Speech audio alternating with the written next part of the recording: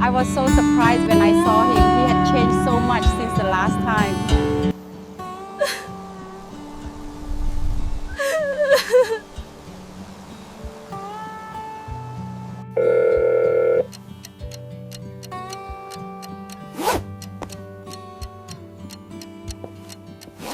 Yeah, I've got a busy week. Oh, tell me about it. I think that's why this has been so popular, because it offers a lot of value.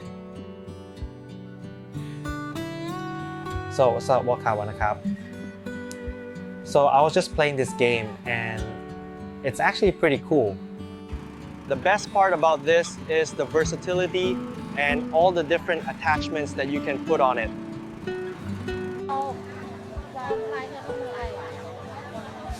Are you sure you want this many? It's quite a lot.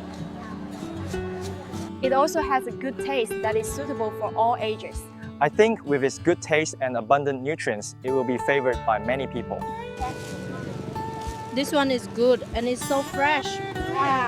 Yes, I'll take this one. It looks delicious.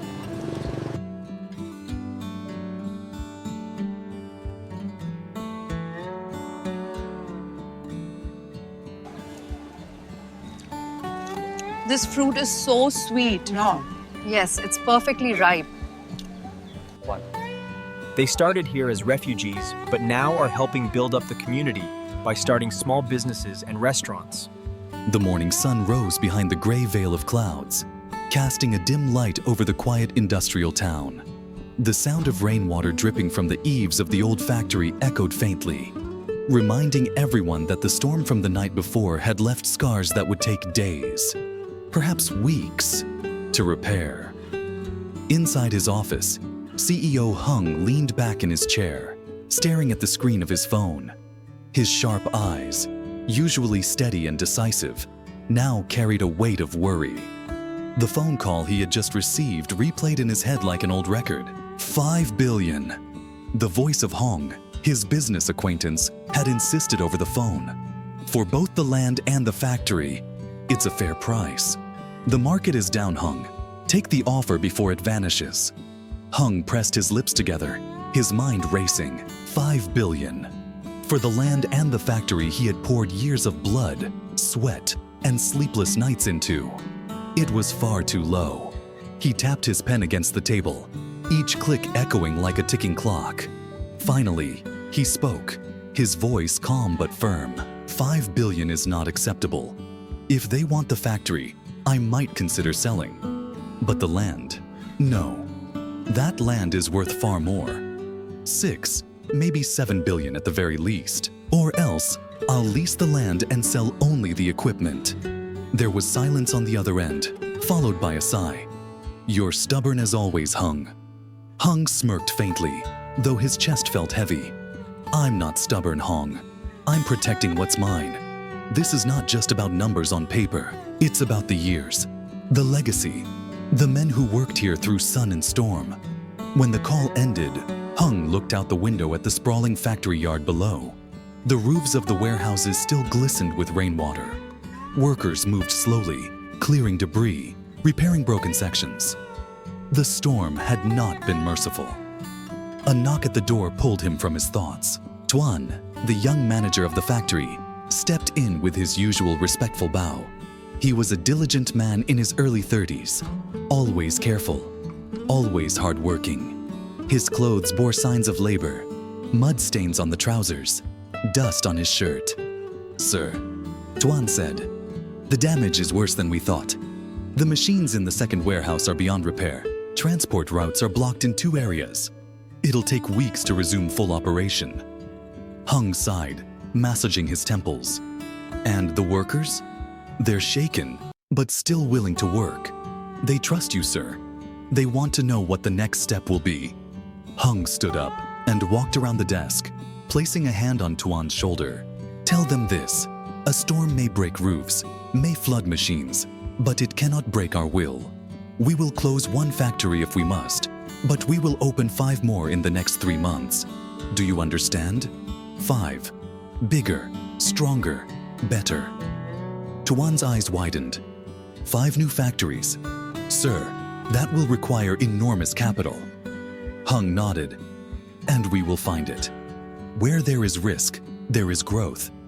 I won't let a storm define us. We will define ourselves. Tuan smiled faintly, admiration shining in his eyes. I believe in you, sir. Hung chuckled and changed the subject, his gaze softening. And you, Tuan? How's your personal life? Any plans for marriage yet? Tuan's face flushed slightly. He rubbed the back of his neck. Not yet, sir. I've been focused on work. I don't want to rush. You're in your 30s. Hung teased gently. A good man like you should have a wife by now. Don't let work steal every piece of your life.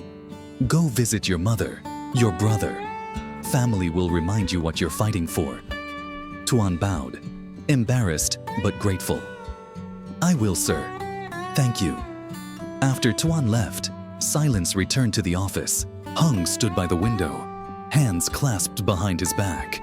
Beyond the storm-ravaged yard, he could see the faint outline of the mountains. A thought stirred in his heart, though he quickly pushed it aside. Business was his battlefield, but even warriors sometimes longed for peace. Meanwhile, far away in a modest neighborhood, a very different battle was taking place. Ly Tieu Ca, a young single mother, paced frantically around the small living room of her rented house. Her face was pale, her eyes red from tears, her lips trembling as she whispered the same name again and again. Han, Han, where are you, my baby? Her daughter, little Han, had vanished the night before. She had gone to play outside, and when dusk fell, she did not return. Tieu Ca had searched every corner of the street, asked every neighbor, but no one had seen the child. In her desperation, she had run to the police station, but the officers had shaken their heads. It hasn't been 24 hours yet, they explained. We cannot launch an official search until then. 24 hours. For a mother, 24 minutes without her child was already unbearable. At dawn, she had returned home, her legs weak, her voice hoarse from calling. Her grandmother tried to comfort her, but nothing eased the storm inside her chest. I should have watched her more closely, she wept. I should never have let her out of my sight. The neighbors whispered their pity. Some offered food, others offered prayers. But pity could not replace her child. As morning turned into noon, Tieu Ca gathered her strength and set out again, clutching a small photograph of Han in her hand. She stopped at every corner, every marketplace, showing the picture, asking, begging, "Have you seen this girl? Please, she's my daughter." Most people shook their heads. A few thought they had seen someone carrying a child, but their memories were vague, unreliable. Each uncertain answer was like a knife twisting deeper into her heart. By afternoon, her voice cracked, but she did not stop. She wandered into the hills, calling her daughter's name until her throat was raw. Han! Han! The wind carried her cries, but only silence answered. Back in his office, Hung received a call from his friend Thong, a man who often handled negotiations and information. Hung, Thong said, I heard from someone. Your friend, Ly Tieu Ca. Her child is missing. She's been searching all night. Hung froze. The name struck something deep inside him. He had met Tieu Ca only briefly, but the impression lingered. A quiet strength in her eyes, a fragility hidden beneath courage. And now, she was suffering. Where is she now? Hung demanded. Still searching. Thong replied. She's gone to the police. They've registered the report. Some say she even went up the mountain, asking strangers. Hung clenched his fist. A missing child, a mother in despair. His business troubles suddenly felt insignificant compared to this. He grabbed his keys and headed out. The story of two lives. One, a powerful CEO fighting storms in business. The other, a fragile mother fighting storms of the heart, was about to intertwine. Neither knew it yet, but their paths were being pulled together by fate, by loss, by desperation, and perhaps by the faint glimmer of hope that still remained. The night sky was darker than usual, heavy with clouds that seemed to press down on the earth itself. In the small town, only a few streetlights flickered, casting pale circles of light on the wet pavement. Ly Tieu Ca walked along the edge of the road, her shoes soaked from puddles, her hands trembling as she clutched her daughter's photograph. Her eyes, red and swollen, scanned every corner, every shadow. She whispered the name of her child as if the mere sound of her voice might summon her back. "Han, where are you? Please, answer me." But there was no answer. Only the whisper of the wind through the trees. At the police station, CEO Hung arrived, his presence commanding attention. The officers recognized him immediately. His reputation in business was well known. But tonight, he was not a man of wealth and power. He was simply a friend, desperate to help. An 8-year-old child missing since yesterday, Hung said firmly. That is no ordinary case. Every hour matters. What have you done so far? The police chief, a stern man with tired eyes, sighed. We've dispatched a few men to check nearby areas, but we cannot launch a full-scale search until we have more solid evidence. We did receive reports of a young man carrying a girl late last night. We are following that lead. Hung's jaw tightened. A young man carrying a girl? Who is he? Where was this seen? Near the mountain pass, the chief replied. Some villagers described him vaguely, but we don't have a name yet. Hung slammed his fist on the desk, startling everyone in the room. You wait for names while a child suffers. Do you know what could happen in one night? In 1 hour? His voice was low but sharp, every word a blade. The chief looked uncomfortable but stood his ground. We are doing our best. If you want to help, keep your eyes open. Ask questions, but let us do our job. Hung took a deep breath, forcing himself to calm down. Anger would not help Tieu Ca. He turned and left the station, his phone already in hand. Meanwhile, Tieu Ca had collapsed on the steps of a small shrine by the roadside. Her legs could no longer carry her, her body trembling from exhaustion. She held the photo of Han to her chest, rocking back and forth. My baby, my sweet Han. Please don't be afraid. Mommy is coming.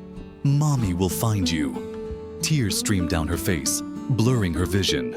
When Hung finally found her there, the sight pierced his heart. The strong, dignified man who commanded boardrooms suddenly felt powerless.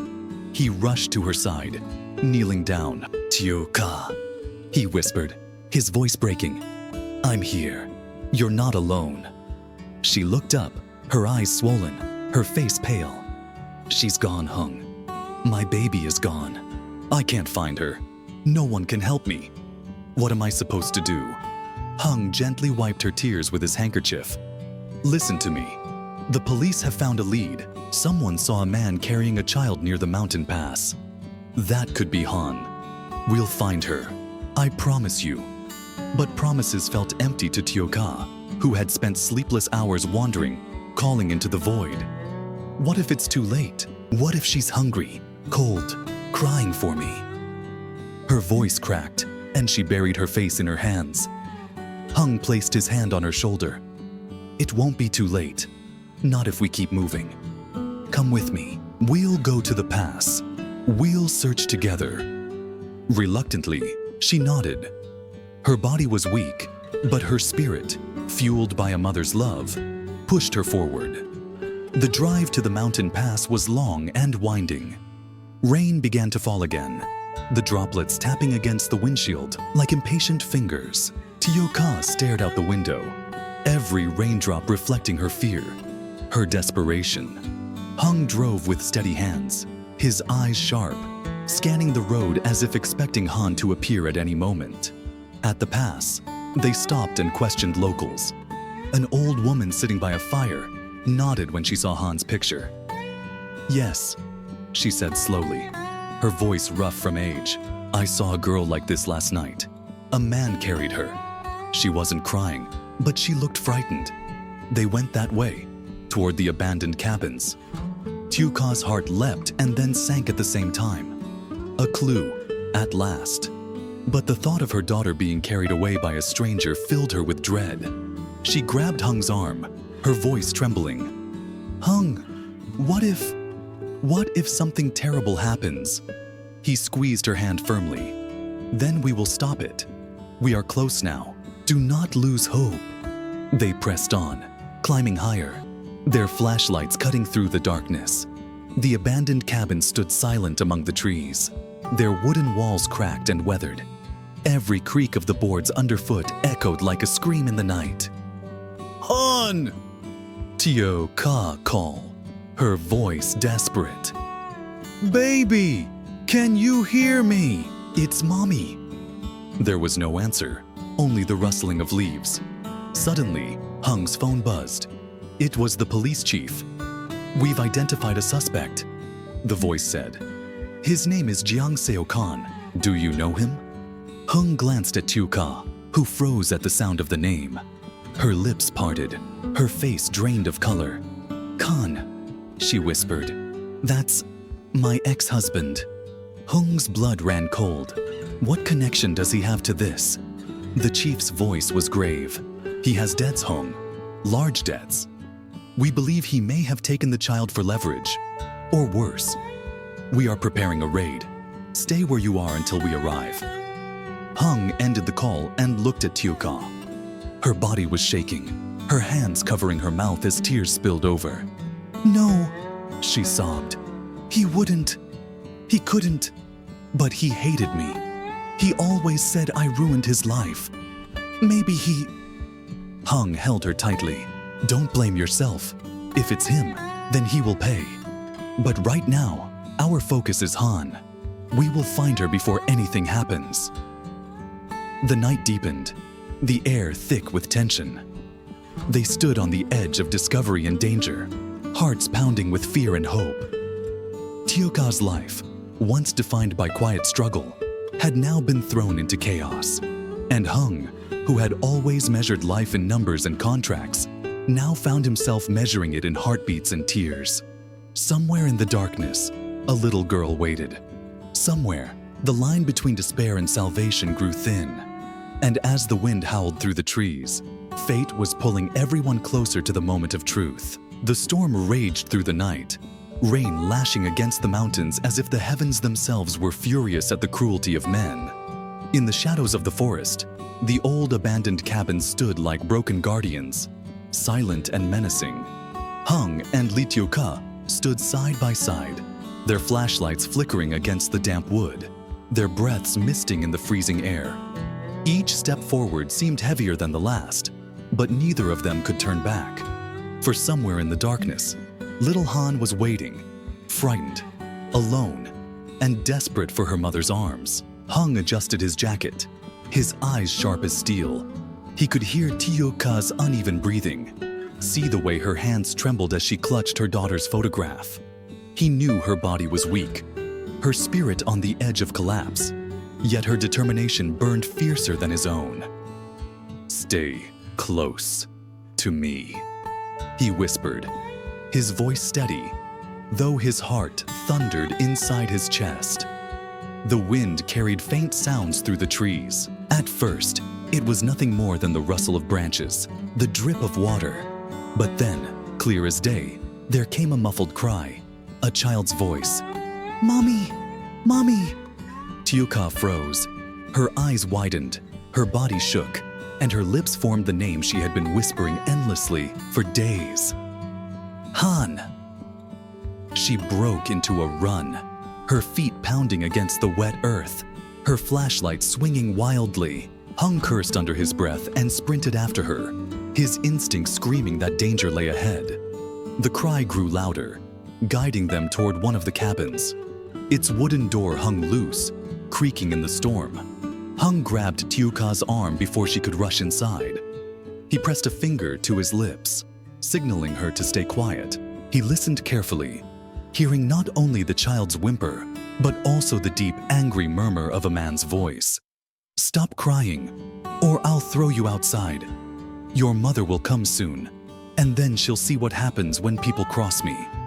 Tieu Ca gasped, covering her mouth with trembling hands. Tears streamed down her cheeks as the truth crashed into her like lightning. It was Con, her ex-husband, the man who once vowed to protect her, but instead became her tormentor. He had taken their child. Hung's eyes blazed with fury. He leaned close to her, his voice low but fierce. "It's him. Stay behind me. No matter what happens, do not run in until I tell you." But Tieu Ca shook her head violently. "I can't. She needs me. I can't stand here while she's in there, afraid, alone." Her voice cracked with desperation. Hung gripped her shoulders, forcing her to look into his eyes. "Listen to me. If you rush in, he could hurt her. He could hurt you. We must be smart. Trust me, Tieu Ca. Trust me to bring her back." Her lips trembled, but finally, she nodded. She had no choice but to place her heart in his hands. Hung pushed the door open slowly, silently, like a predator stalking his prey. The dim light inside revealed a miserable scene. Little Han sat on the floor, her tiny wrists bound with rope, her face streaked with tears. She looked frail, her eyes swollen from crying. Standing over her was Con, his figure hulking, his face twisted with bitterness. "So you're awake again." Con sneered at the child. "Good. Maybe you'll remember this lesson. Never trust your mother. She abandoned me, and now you'll pay the price." Before he could say more, Hung stepped forward, his voice like thunder. "Enough, Con." Con spun around, his eyes narrowing at the sight of Hung. Well, the famous CEO Hung, what are you doing here? This isn't your business." Hung's jaw tightened. "It became my business the moment you laid a hand on an innocent child. Release her. Now." Con laughed, a harsh, bitter sound that echoed in the cabin. "Release her? You think you can order me around? Do you know what I've lost? My life, my pride, my future. Ruined by that woman and by the world that chose her over me. Why should I care about the law? Or about you?"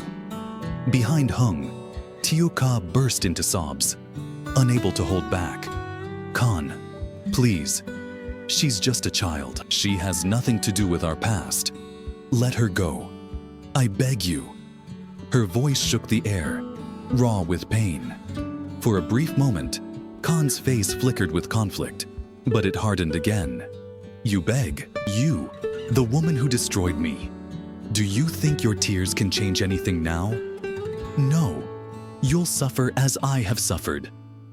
Hung took a step closer, his eyes locked on Con's. "If you want to punish someone, punish me. Leave her out of this. You have debts, don't you? Money problems. I'll pay them. Every last coin. Just give me the girl." Con hesitated.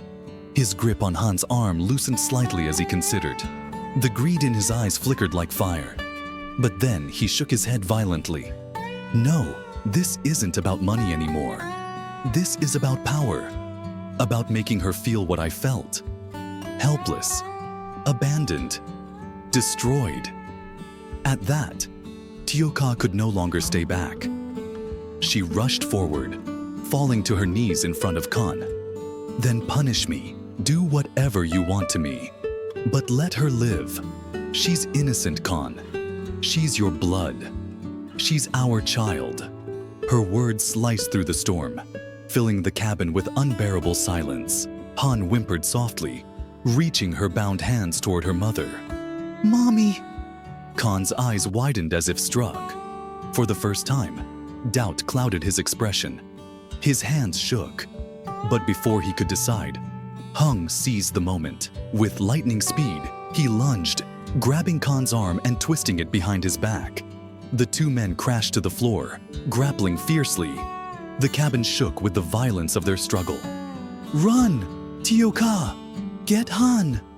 Hung shouted through gritted teeth. Tieu Ca scrambled to her daughter, cutting the ropes with trembling fingers. She pulled Han into her arms, clutching her tightly. "Mommy's here, baby.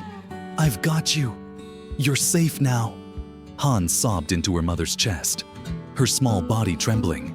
I was so scared, Mommy. I thought you'd never find me. Tieu Ca's tears soaked her daughter's hair. I'll never let you go again. Never. Meanwhile, Hung and Con battled like titans. Con fought with the desperation of a man who had nothing left to lose.